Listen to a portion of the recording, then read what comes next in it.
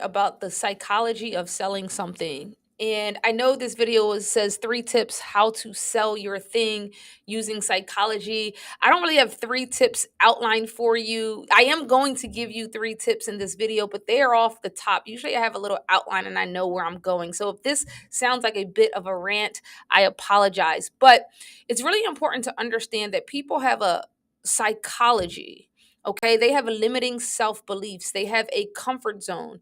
And when you're trying to sell someone something, most of the time you're asking people to get out of their comfort zone. And they're going to give you reasons for why they want to stay in that comfort zone, even though they're interested in your thing.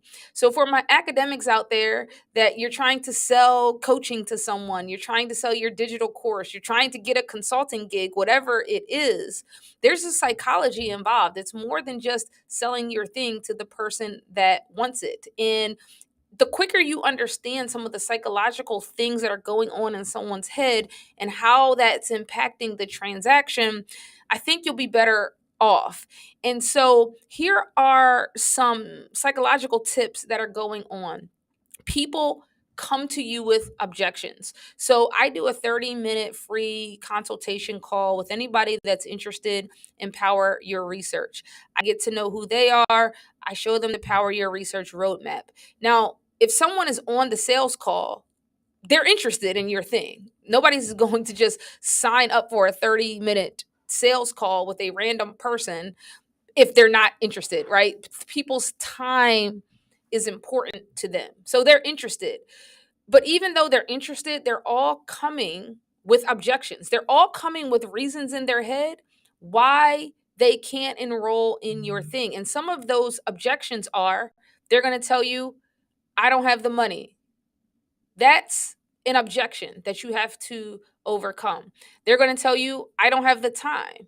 That is an objection that you have to overcome. So, those are the 2 typical things that you're going to hear. I don't have the money. I don't have the time. Now's not a good time. And so when you create something that you want someone to buy, you need to keep those objections in mind, right? Because those are psychological things that are in people's comfort zone. It is comfortable for someone to tell themselves, I want this result, but I don't have the time. Because it gives them an out, it gives them an excuse. They want the thing, but they don't want to do the work. This is just humans, right? And so when you're creating the design of your program or your thing, you want to create it so people get a result quicker rather than later, right? If I told you you can take this program for 5 days and get 5 high level media spots, or you can take the same program for 90 days and get 5 high level media spots, you're going to pick the 5 days because it's less time. And psychologically, people will tell themselves they don't have time to put in the work to get the result that they want. So you need to use that for your benefit, shortening the time that people can get results and communicating that to people, whether it be on a sales call or in the content that you are creating. Now, the other psychological objection that people are comfortable with is, you know, I don't have the money. Okay. Now let's just take a step back and think about I don't have the money for a second. Because this is this is something that I learned. People do have the money. Okay. People have the money to invest in what they want to invest in. So what they're really telling you is I don't see the value of investing in the thing that you're trying to sell me right now. Okay. Um, because when people want something, they find the money. Okay. When you really, really want something, you find the money. When you really, really want something, you buy a thing that you can't actually afford. If you want that new BMW car really, really, really bad, you are going to rationalize in your head why you should get that car now. It's the reason why people make more money, they buy more things so they continue to live paycheck to paycheck because you can rationalize anything. So you need to use that psychology to your benefit as someone that is trying to sell something, right? Shorten the time horizon, but also present so much value in the thing you're selling them that they would be dumb to say no, right? So if I could tell you that the result of this program is going to give you so much value and change your life, that you telling me that you don't have the time You would feel dumb not doing the thing that I'm saying is going to get you the results.